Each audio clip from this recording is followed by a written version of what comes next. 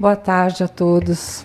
Uma tarde linda, né? De outono, com sol, um céu bonito, as nuvens bem branquinhas, o que significa que vai esfriar mais, né? Provavelmente amanhã nós vamos ter, essa madrugada já vai ser uma madrugada mais fria. Mas é um convite, né, para que a gente olhe as belezas que existem à nossa volta. As cores das plantas, das flores, toda a natureza parece que fica mais realçada quando nós temos o sol. Vamos então iniciar agradecendo a Deus de bondade, de perfeição, a Jesus, nosso amigo e mestre tão amoroso, a Eurípides, o mentor desta casa, exemplo, professor, porque estamos aqui, mais uma vez reunidos, na condição mesmo de aprendizes do Evangelho de Jesus, da doutrina espírita, pedindo o amparo dos espíritos amigos, tanto os encarnados aqui neste salão, como os desencarnados, para que possamos juntos aprofundar o conhecimento que já temos, refletir sobre novos conhecimentos que vamos adquirir, mas principalmente intensificarmos dentro de nós a vontade de colocá-los em prática para que possamos seguir a nossa caminhada evolutiva. Que assim seja. O estudo da tarde de hoje é esse título, Problema Conosco. É um título bem sugestivo, né? Porque problema é alguma questão que não está resolvida ainda, ou que nós temos que achar o resultado. E conosco, tem a ver conosco. Não é à toa que foi colocado isso. Não foi só problema, né? Problema conosco. E ele se refere a uma parte do livro Céu e Inferno, que vai tratar, na parte do capítulo geral, sobre os anjos e demônios, e nesse item 20 vai falar sobre os demônios. Aí eu pensei, puxa vida, né? Tantas outras coisas para se falar mais leves, mas os demônios. Então não é à toa que nós tivemos que refletir sobre isso, porque realmente mexe muito conosco. E aí, quando nós falamos esse termo demônios, muitos de nós já foram criados, se não nasceram, foram criados em famílias que já seguem, né, a educação espírita, a doutrina espírita. Outros são de outras religiões ou vieram de outras religiões. Mas sempre que nós falamos o termo demônios, nos vem à mente aquela figura, né, tão conhecida, do demônio, com chifres, com aquele garfinho, aquele tridente, o fogo à volta, uma figura assim bem grotesca, que às vezes é amenizada até naqueles desenhos que com certeza todos nós já vimos. Lá atrás, se a gente lembrar, assim, puxar um pouquinho, os da minha geração em diante, né?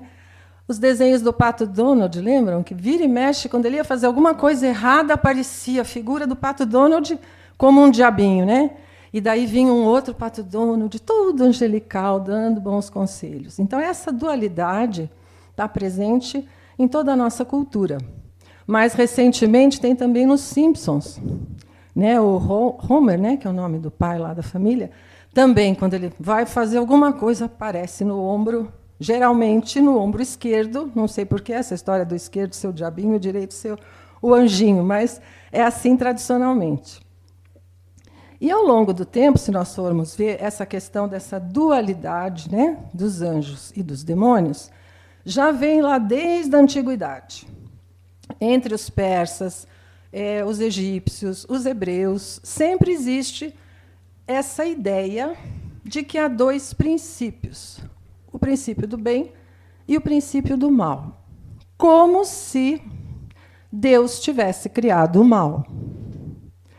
Então, lá atrás, nós temos a figura do demônio como o senhor do mal, o senhor dos infernos, a figura do anjo ou dos anjos como seres criados por Deus já num estado angelical, essa ideia lá da antiguidade. E depois assumida, né, pelas igrejas de um modo geral, mas principalmente pela Igreja Católica. Só um parênteses. Quando nós falamos de qualquer outra doutrina religiosa, de qualquer outra tradição religiosa, e comparamos com os conceitos que nós aprendemos na doutrina espírita, e às vezes desconstruímos, desmontamos aquele conceito de outra religião, nós não estamos desmerecendo nenhuma religião. Apenas nós estamos tomando como pontos de referência para fazermos um paralelo, para que a gente possa entender a diferença e perceber como a doutrina espírita vem elucidar uma série de coisas, uma série de conceitos. Então, a ideia inicial era isso. Deus tinha criado os seres, nós, tinha criado os anjos, de uma natureza diferente do ser humano, e os demônios, mais para frente, foram tidos, porque houve, durante a Idade Média, aquela fase, né, de muita perseguição, de muita intolerância religiosa, muitos estudos acerca dos demônios. Estudos que talvez em algumas escolas existam até hoje, né, a demonologia, que na Idade Média foi muito forte. Não é o culto aos demônios, é o estudo dos demônios. E muitas questões foram levantadas, então se chegou à ideia de que os demônios teriam sido anjos que se rebelaram contra o plano divino e caíram, mas caíram irreversivelmente. Caíram de uma forma que habitam os infernos, as zonas, né, bem inferiores, e não conseguem mais sair de lá. Foi essa a ideia que ficou predominante, né, dentro da Igreja Católica, e que teve Santo Agostinho chegou a refletir sobre isso de uma forma que mais se aproxima da nossa concepção dentro da doutrina espírita. Porque ficava assim, se fossem seres não criados por Deus, os demônios, se fossem seres incriados, né, como eles falam, então Deus não seria único, porque haveria um Deus do mal, que não foi criado pelo Deus que nós conhecemos. Se foi Deus quem criou, isso vai contra os atributos da divindade. Deus é soberanamente justo, bom, onisciente, onipotente, eterno, infinito, imutável. Como é que ele iria criar, na sua bondade, na sua justiça, um ser fadado ao mal, né? Então, vai contra. E nessas reflexões, Santo Agostinho diz que é porque eles usaram o seu livre-arbítrio e resolveram se rebelar contra o plano divino. Eu disse que se aproxima porque, mesmo assim, fica contraditório. Porque se eles foram criados já na categoria de anjos, é porque tinham já muitos atributos semelhantes aos atributos divinos, vamos dizer assim, na escala máxima.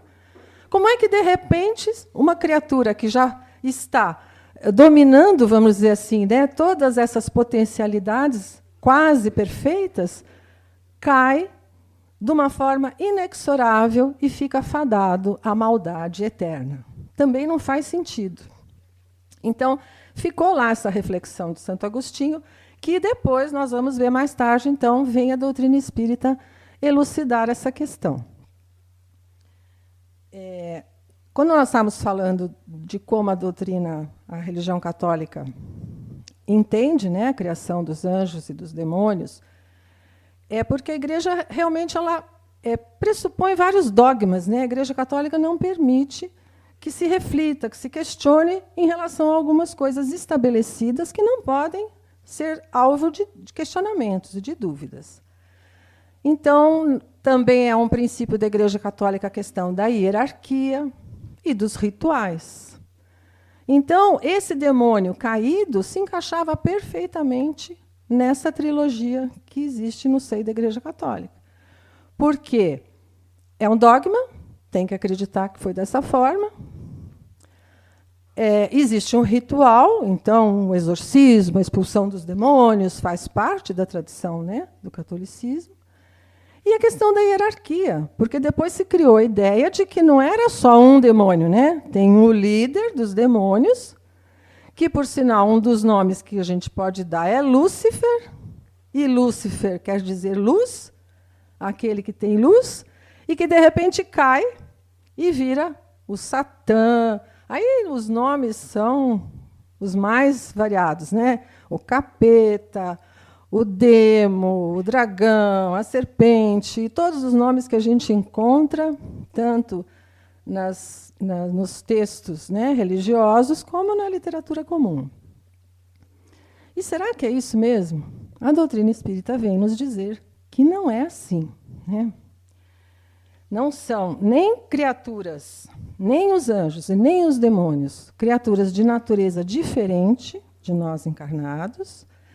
O mal não foi criado por Deus e os demônios não são anjos caídos, porque tudo isso contraria aquilo que nós aprendemos que são os atributos da divindade e que são as leis divinas, né, que nós estudamos basicamente no Livro dos Espíritos, todas aquelas leis morais, no Evangelho, que também, em sua essência, é de cunho moral, e que nos traz esses ensinamentos mostrando que nós estamos, aí sim, inexoravelmente destinados a evoluir. Então, todos nós seremos anjos um dia? Seremos. Um dia nós seremos anjos. Não tem aquela música que fala isso? Uma música tão bonita, né? E, enquanto nós não chegamos a essa condição de anjos, nós temos que lidar com seres ainda muito imperfeitos, com seres ainda em que predomina a ideia do mal, em que existe uma forte tendência à rebeldia, a não aceitar aquilo que Deus está mostrando como o melhor caminho, porque existe uma vaidade muito grande dentro desses seres. Existe uma condição de orgulho ainda muito forte. E quem são esses seres? Somos nós. Todos nós.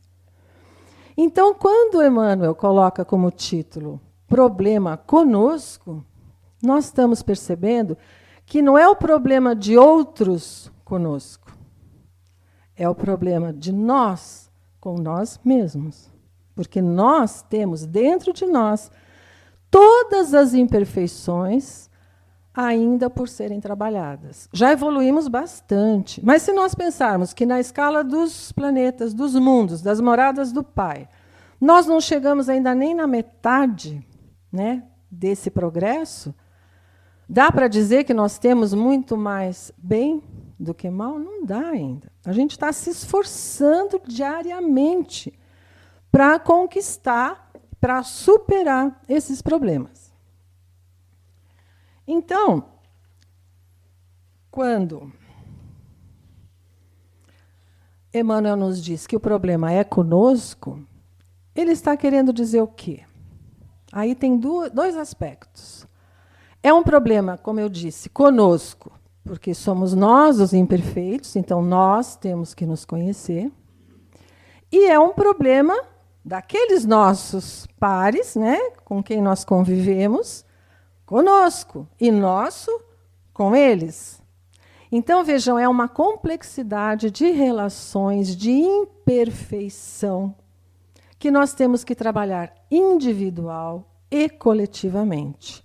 Então, o texto vai falar muito disso, dos problemas, né, que na época dele já existiam e que hoje nós vemos que continuam existindo, os problemas na sociedade, nas coletividades, nas famílias, nas relações, e que nós somos parte desse problema, mesmo que, num problema específico, nós não tenhamos sido agentes diretos desse problema.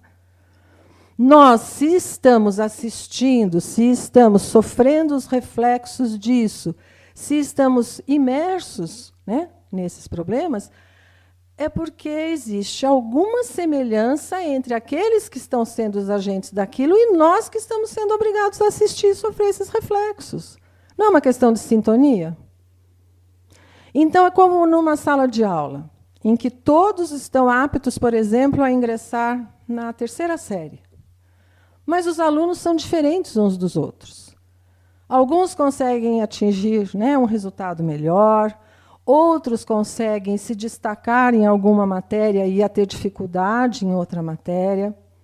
Existe uma gama, né, diferenciada dos progressos de cada um dentro de uma sala de aula. E o bom professor sabe lidar com isso. Aí acontece que alguém não consegue passar o ano, repete de ano. Por exemplo, ele tem uma dificuldade em matemática, como eu tinha. Não, tenho, ainda tenho. Aí eu vou de novo fazer aquela terceira série. Um professor experiente, um professor acolhedor, vai exigir que eu tenha um desempenho destacado naquela matéria? Claro que não. Ele vai compreender que, se eu repetir por aquela matéria, porque ali ele tem que me dar uma atenção maior. Tem que me proporcionar exercícios que me permitam resgatar o que ficou faltando lá de trás para que eu não conseguisse um bom resultado. Mas isso não quer dizer que eu não seja par, colega, de um outro aluno que, às vezes, tem uma facilidade enorme, né, no aprendizado da matemática e que se sai maravilhosamente bem. Aquele professor chama de vira e mexe aquele aluno para vir fazer o exercício, para ajudar outros colegas. Não é assim? Na vida é a mesma coisa. Nós estamos no mesmo planeta de provas e expiações, não estamos? Nós, os refugiados, os prisioneiros, os doentes nos hospitais, as famílias venturosas, todos fazemos parte dessa escola chamada Terra. E estamos também aprendendo uns com os outros. Às vezes existe uma diferença grande, realmente. Felizmente, já não estamos mais naquela condição de cometer crimes, né? Atrocidades, crueldades, já não temos mais essa fraqueza a tal ponto, não estamos lá presos. Estamos aqui em liberdade, podendo escolher o nosso caminho, podendo aprender as lições que queremos para nós, para a nossa família. Mas quem disse que nós já não fomos esse prisioneiro lá de trás? Porque quando a gente fala na escala evolutiva, olha como nós somos vaidosos.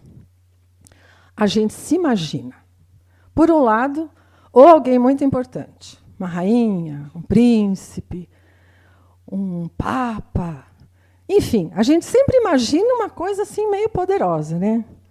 Ou se não, se nós estamos numa condição inferior lá na nossa imaginação, mas eu fiz parte daquela guerra famosa lá.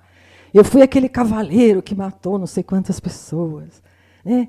Nós esquecemos que nós podemos ter sido, sim, aquele humilde coitado que, por alguma razão, se desvirtuou e matou um membro da família ou fez uma maldade para um colega. Aquelas miudezas maldosas que não deixam de ser maldade, que não deixam de ser reflexo, né, das nossas imperfeições. Então, por isso, nós precisamos entender que esses problemas que acontecem durante a nossa existência, e nós temos várias existências, né, são problemas nossos, porque nós, de uma certa forma, somos colegas deles, né? Guardadas as devidas, e graças a Deus, diferenças, mas somos colegas. E já estivemos nessa condição, talvez num passado não muito distante. Então, não se trata, lógico, nem de justificar, nem de ser conivente, e nem de achar que não merecem correção, punição. Não se trata disso. Claro que tem que ser corrigido, claro que tem que se responsabilizar pelo mal que praticou, mas o que a gente não pode alimentar é uma atitude de prepotência, de achar que nós somos melhores. Olha, eu não faço mais isso, não. É assim, humildade. Que bom que isso eu já consigo não fazer, porque tem outras coisas que eu ainda faço. E outras coisas que só eu sei que faço. Porque muitos de nós ainda não têm a transparência, né, que a gente espera um dia ter. Então, Lá no livro, o Emmanuel, na primeira frase desse texto, Problema Conosco, ele vai dizer: não os criaria Deus à parte. Ele está falando de quem? Dos demônios. Os gênios perversos das interpretações religiosas somos nós mesmos. Quando adotamos conscientemente, olha que importante, quando adotamos conscientemente a crueldade por trilha de ação. Um texto muito semelhante nós vamos encontrar nos Obreiros da Vida Eterna, com André Luiz, que ele fala assim: demônios, diabos, somos nós mesmos. Olha lá o título, Problema Conosco. Quando, desviados dos divinos desígnios, pervertemos o coração e a inteligência na satisfação de criminosos caprichos. E, como não podia deixar de ser, no Livro dos Espíritos, quando é feita essa pergunta aos espíritos sobre a natureza dos demônios, Kardec pergunta assim: há demônios no sentido que se dá a essa palavra? E aí os espíritos respondem: se houvesse demônios, eles seriam obra de Deus. E Deus seria justo e bom, criando seres infelizes eternamente voltados ao mal? Se há demônios, e no teu mundo inferior e em outros semelhantes que eles residem, são esses homens hipócritas que fazem de um Deus justo um Deus mau e vingativo, e que pensam lhes ser agradáveis pelas abominações que cometem em seu nome. E isso nós vemos até hoje. As guerras religiosas não são coisa do passado. Ainda existe intolerância religiosa no mundo inteiro. E aí ele continua, complementando um pouco daquilo que nós falamos, que nós já tínhamos refletido, que na crença daqueles povos atrasados, que não conheciam os atributos de Deus, que nós já conhecemos, admitindo divindades malfazejas, também, se admitissem os demônios, é concebível, porque eles ainda não tinham esclarecimento. Mas, para quem quer que faça da bondade de Deus um atributo por excelência, é ilógico e contraditório supor que ele tenha criado seres voltados ao mal e destinados a praticá-lo perpetuamente, porque isso seria negar a sua bondade. Então, a palavra demônio, para nós espíritas, ela é entendida como referente a espíritos impuros, que frequentemente não são melhores que os designados por esse nome, que o próprio demônio naquela concepção, mas com a diferença de ser um estado apenas transitório. Nós somos como crianças, que em algum momento estamos obedientes, cumprindo as regras da casa, da família, da escola, vamos dormir no horário que o pai mandou, vamos desligar a televisão na hora que sabemos que aquele programa é impróprio. Estamos cumprindo todas as regras. E então somos chamados de anjinhos, de preferência quando estão dormindo, bem cobertinhos, não choram de madrugada, aí são mais anjinhos ainda. Mas quando eles resolvem fazer uma porção de arte, traquinagem, chamemos do que quisermos, desobedecendo regras, contrariando as regras da escola, desobedecendo o professor, sendo malcriado. Aí, quantas vezes a gente já não ouviu falar, meu Deus, parece filho do demo. Não é assim que as pessoas falam? É filho do demo, dos demos que ele carrega dentro dele. Não é assim? Todos nós temos, se nós pensarmos com essa ideia do conjunto das existências, nós temos dentro de nós não só as imperfeições que ainda não conseguimos superar nessa existência, mas nós carregamos uma carga de imperfeições enorme, que vem de outras existências. Então, nós temos um arquivo razoável de imperfeições, vocês não acham?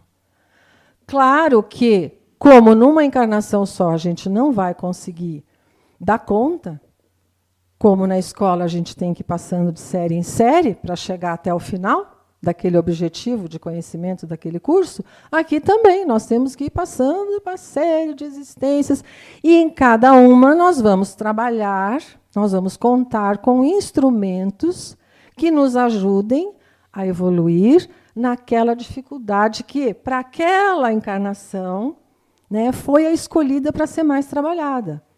Então, por isso, muitas vezes, nós temos dificuldades mais numa área do que em outra.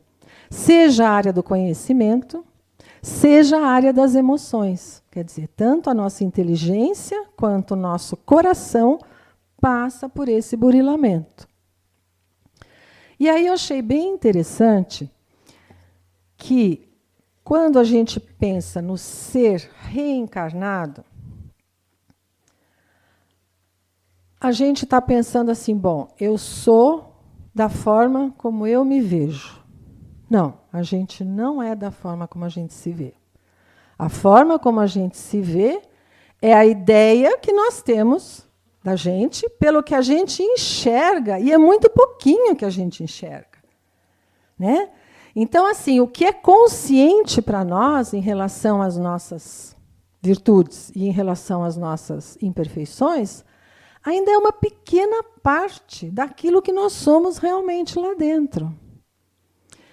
E aí eu estava dando uma olhadinha em alguns vídeos, a gente precisa, né, pesquisar, e na hora de pesquisar a gente procura ler textos dentro da doutrina, dos 5 livros de Kardec, dentro de outros livros da doutrina espírita que relatam algumas situações, vídeos, temos assim um arsenal de vídeos, né? E hoje eu ia até complementar isso e o YouTube não estava funcionando.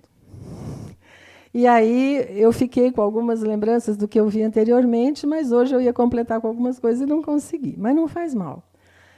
Consegui assistir algumas palestras do Haroldo, de vários palestrantes, né, que na atualidade explicam tão bem essas questões, fazendo a ligação entre o Evangelho, a ciência, as outras religiões, né, de uma forma tão bonita, tão pacificadora, né? E a gente vai aprendendo muito com isso. E estava dando uma olhadinha também nos textos, alguns livros do Marlon Heikdown, aquele psicólogo que já esteve aqui fazendo palestras, que eu gosto muito da forma como ele escreve, porque é uma forma que abrange realmente os conceitos, né, que para nós leigos às vezes ficam difíceis de serem entendidos na psicologia, com o esclarecimento trazido por Joana de Ângeles, através da psicografia do Divaldo, e com o conhecimento dele mesmo como psicólogo e como espírita bem ativo. E ele fala num capítulo de um livro sobre a sombra. E aí eu falei, nossa, tem tudo a ver, né? O que é essa sombra? Quando nós falamos em bem e mal, a gente lembra de luz e treva, de luz e sombra. Mas aí ele vem trazer esse outro enfoque, né, tão esclarecedor e que teve uma contribuição muito grande da Joana de Ângeles. A sombra é tudo aquilo que o nosso inconsciente guarda, né, lá num lugar bem escondidinho, que muitas vezes nós, na maioria das vezes, não acessamos, e quando acessamos, ficamos assustados. E muitas vezes renegamos. Não, não pode ser isso dentro de mim. Ficamos envergonhados de nós mesmos. Ficamos com culpa por estarmos com aquilo dentro de nós. Ficamos realmente nos sentindo, às vezes, seres inferiores. E eles vêm nos mostrar que não. Essa sombra, quer dizer, esse arquivo do que está lá no nosso inconsciente, que nós não acessamos, ou quando acessamos, nos assustamos, é parte da nossa imperfeição. Se a gente pensar que nós temos, né, uma infinidade de existências e que em todas elas isso vem acontecendo, imperfeições que nós não conseguimos trabalhar, viciações que nós não tivemos coragem de enfrentar, falhas de caráter que nós não soubemos dominar. E tudo isso vem se acumulando. Lembram que na doutrina nós temos aquele ensinamento de que Deus, na sua bondade, nos dá o esquecimento das vidas passadas. Porque se nós tivéssemos que estar todo dia enfrentando tudo aquilo que nós fomos em existências anteriores, meu Deus, a gente ia pirar. Realmente ia pirar. Porque, vejam, quando nós, aqui nessa existência, temos que enfrentar alguma, vamos pensar numa discussão a mais corriqueira com alguém da família, com um colega de trabalho, com qualquer pessoa com quem nos relacionamos. Aí sai um conflito muito desagradável. A gente fica com aquele peso, com aquela sensação de mal-estar. Como é difícil para nós enfrentarmos essa questão com serenidade, não é? Geralmente a gente se exaspera, a gente fica ruminando aquilo, aquela ideia, dorme achando que vai esquecer, no dia seguinte acorda, aquilo está lá martelando de novo. Quer dizer, está mal resolvido. Não foi bem sucedido. Precisamos o quê? Enfrentar. Isso num conflito com uma pessoa. Imagine todos os conflitos que nós temos para trás, né? E que nós, quando não foram resolvidos lá atrás, carregamos os reflexos disso para hoje. Tanto coisas de que nós temos consciência, como coisas que estão lá ainda no nosso inconsciente. Então, quando nós falamos de sombra como algo que está lá escondidinho, não é só escondidinho porque a gente não consegue acessar. Porque muitas vezes é para não acessar mesmo. Algumas temos que acessar para nos melhorarmos, mas outras é melhor deixar quieto. E então, lá nesse livro, que tem em cada capítulo uma psicografia do Emmanuel, a Joana de Ângeles fazendo uma abordagem do que vai ser tratado naquele capítulo. E daí é um livro onde tem vários autores, né, vários psicólogos falando sobre algum tema. Eu vou ler algumas partes para vocês, porque se eu deixar de ler, vai perder o que ele diz. E é interessante que ele abre o capítulo, ó, o confronto com a sombra, desse livro aqui, Espelhos da Alma. Ele traz uma citação do Jung, e ele diz: as pessoas, quando educadas para enxergarem claramente o lado sombrio de sua própria natureza, aprendem ao mesmo tempo a compreender e amar seus semelhantes. Olha, quando nós conseguimos enxergar dentro de nós mesmos e aceitar que temos essas sombras dentro de nós, automaticamente nós vamos ver que o outro também tem isso. Num grau maior ou menor, com as peculiaridades de cada um. E aí nós queremos ser entendidos e compreendidos, não queremos, nas nossas atitudes? Da mesma forma, os outros também querem que nós compreendamos. Algumas coisas nós conseguimos trabalhar por nós mesmos. Quando nós falamos, no final do dia, fazermos uma prece, passarmos rapidamente como foi, né, o roteiro do nosso dia, lembrarmos das coisas boas e agradecermos também por aquelas coisas que não foram tão boas, porque foram oportunidades que nós tivemos e que talvez ainda não tenhamos aproveitado. Mas aquilo, então, fica ali, reservado. Olha, então, numa próxima vez que eu encontrar aquela pessoa, na primeira oportunidade que eu tiver, eu vou refazer, eu vou retomar o assunto, eu vou falar de uma forma mais agradável, né? E sempre nós vamos ter essa oportunidade, basta que a gente se predisponha a isso. Por quê? Porque a lei da sintonia é uma lei que rege, né, as nossas ações e as nossas relações. Então, quando nós nos disponibilizamos para o bem, para a paz, para a fraternidade, situações vão convergir de tal forma que a gente consiga trabalhar esse bem, essa paz, essa fraternidade.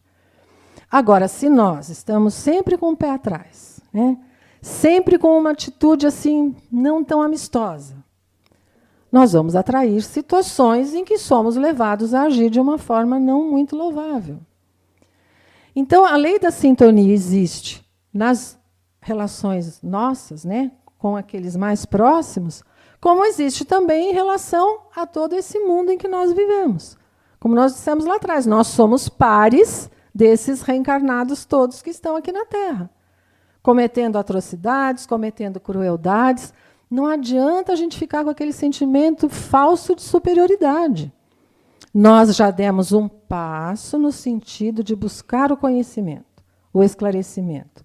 Nós já demos um outro passo no sentido de pôr em prática aquilo que já conseguimos colocar em prática desses conhecimentos. Mas aí nós temos que ter um outro passo, que é o da caridade. O de entender, a caridade moral, de entender que essas criaturas que ainda não alcançaram algumas coisas que nós já conseguimos alcançar, merecem oportunidade. Merecem oportunidade de agir diferente. Elas não estão condenadas ao mal como aquele demônio de que falava lá na antiguidade. Eles não vão ser criaturas eternamente cruéis. Não vão cometer crimes eternamente. Estão num estágio em que ainda agem assim. Há necessidade de uma repressão? Claro que há. De uma correção, de uma punição, é lógico. Da mesma forma que nós corrigimos, né, um filho, corrigimos um aluno, corrigimos alguém com quem temos alguma responsabilidade, é óbvio, porque as leis humanas precisam ser dessa forma. O ser humano está o tempo todo errando, né? A lei divina é imutável. A lei humana, ela vai evoluindo. Às vezes não, né? Às vezes ela não evolui muito, mas a gente espera que ela evolua. Mas, de qualquer maneira, ela existe e ela tem que ser obedecida do jeito que ela está naquela época. Se nós não concordamos, nós temos que trabalhar para ajudar a mudá-la e não desobedecê-la. Essa é a diferença do comportamento daquele que entende que é preciso obedecer regras, do comportamento daquele que entende que deve se rebelar, que deve ir contra de uma maneira violenta. Não é assim. Quando Gandhi conseguiu tudo o que conseguiu, ele não cometeu um ato de violência. Ele foi sempre de uma forma pacífica e conseguiu. E tantos outros na história, né, que nós vemos exemplos maravilhosos. Mas uma outra coisa que a interpretação espírita da psicologia fala é que essas sombras, né, que nós temos dentro de nós, que nós carregamos dentro de nós, quando a gente começa a trabalhá-las, seja por um exercício nosso mesmo, seja com o auxílio de algum profissional, de algum terapeuta, de algum psicólogo, ela fala de uma forma, por isso que ela fala do homem integral, né, que a gente não deve deixá-las de lado como se fossem algo que não quero mais que me pertença, como algo de que eu me envergonho. Não, elas devem ser enfrentadas com naturalidade. Elas são parte ainda do meu íntimo. E eu tenho que olhar para elas frente a frente. Eu tenho que entender por que eu ainda carrego isso dentro de mim. E não ficar renegando ou com vergonha e esconder embaixo do tapete. Porque não adianta só enxergar e não fazer nada, né? Aí seria fácil. Não, eu enxergo todos os meus, vamos chamar de lixos, né? De poeiras, e aí eu pego uma vassoura, varro tudo para baixo do tapete e continuo andando em cima do tapete como se estivesse tudo limpo. Não, não é isso. É trabalhar no sentido de superar. Quando se consegue superar sozinho, maravilha, ótimo. E olha, além, né, da questão psicológica mesmo, de terapeutas, de profissionais, nós temos o maior terapeuta que já existiu na face da Terra, que é Jesus. Ele é o nosso maior psicólogo, o nosso melhor terapeuta. Porque ele nos ensinou uma coisa: faça ao outro aquilo que você gostaria que fizessem para você. Aí essa regra a gente pode aplicar em qualquer coisa, das coisas mais cotidianas às coisas mais complexas. Amai ao próximo como a si mesmo. Esse como a si mesmo inclui esse si mesmo que tem essas sombras. Essas sombras não podem ficar esquecidas. Porque se elas não forem trabalhadas, eles nos dizem, em algum momento elas vão aflorar. Numa situação crítica, elas vêm à tona. E aí nos fazem agir inadequadamente. Agora, se nós soubermos enfrentá-las e trabalhá-las, mesmo que seja devagarinho, mas com coragem, com abertura, com uma visão de que, olha, eu sou mesmo imperfeito, eu me aceito nessa imperfeição e eu quero me melhorar.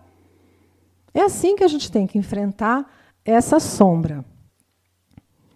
Ela diz assim, chega um dia, ele, né, o Marlon, chega um dia que esse confronto com nós mesmos se torna inadiável. A gente pode protelar isso, pode prorrogar para o final da vida, para uma próxima reencarnação, porque ela não vai se perder.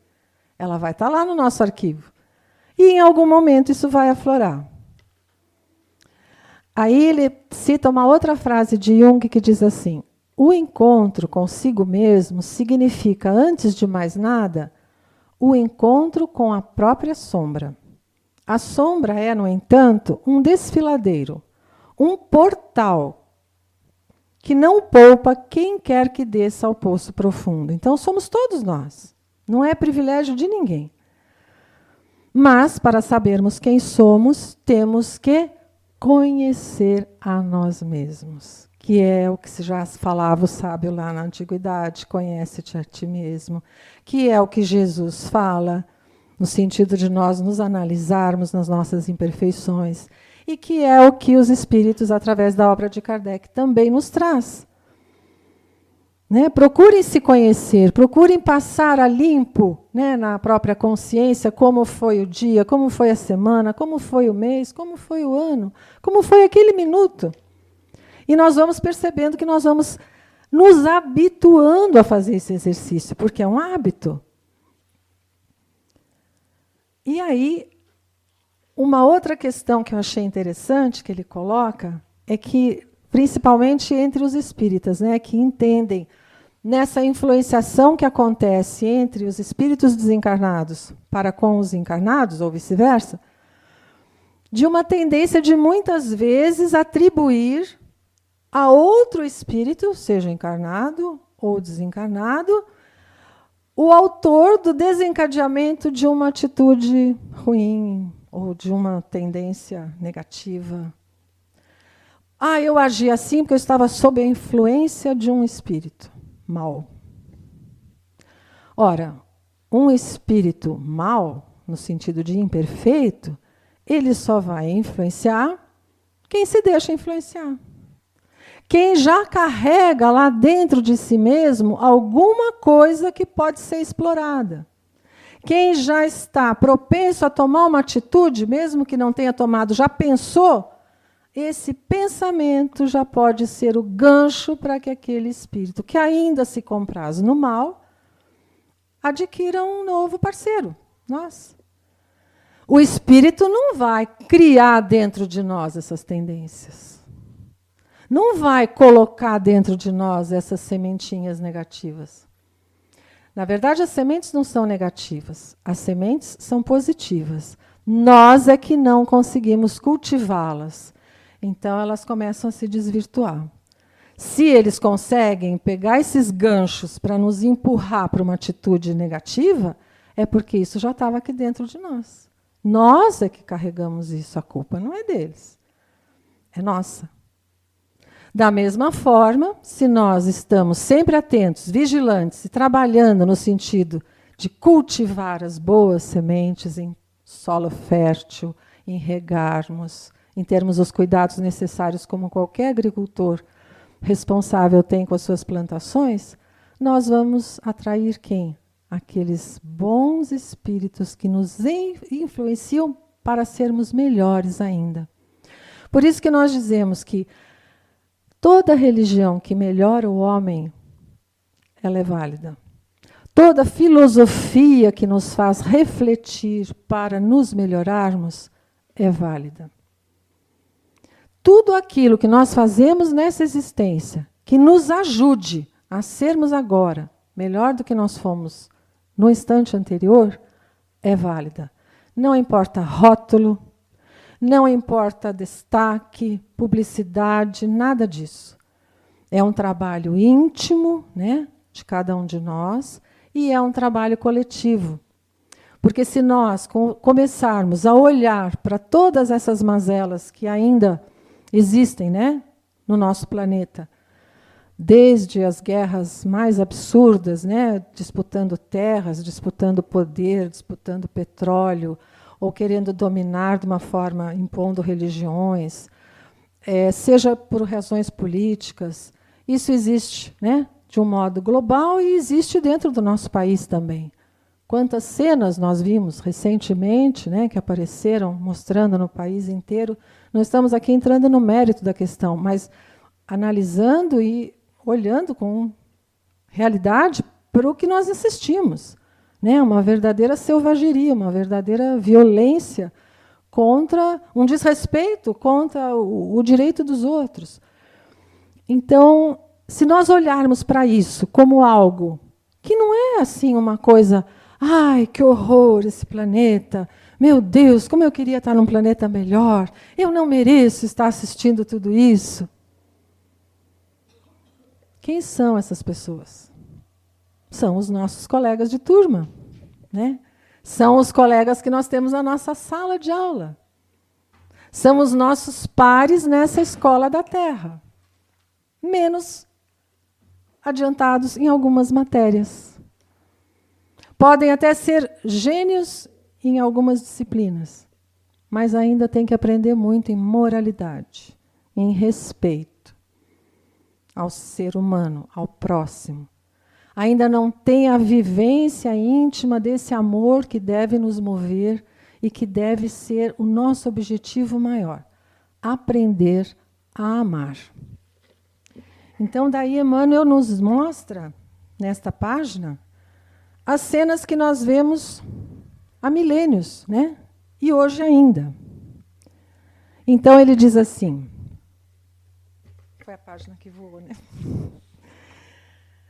Observas as lágrimas dos órfãos e das viúvas ao desamparo. Há quem as faça correr. Repara os apetrechos de guerra estruturados para assaltar populações indefesas. Não é coisa antiga isso, né? Coisa bem recente. Quer dizer, é antiga, mas ainda é atual. Há quem organize ainda essas guerras. Anota as rebeliões que se transfiguram em crimes. Há quem as prepare. Pensa nos delitos que levantam as penitenciárias de sofrimento. Há quem os promova. Medita nas indústrias do aborto.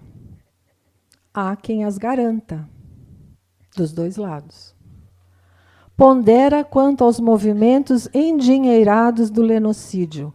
Há quem os resguarde. Reflete nos mercados de entorpecentes. Há quem os explore. E o que está por trás de tudo isso?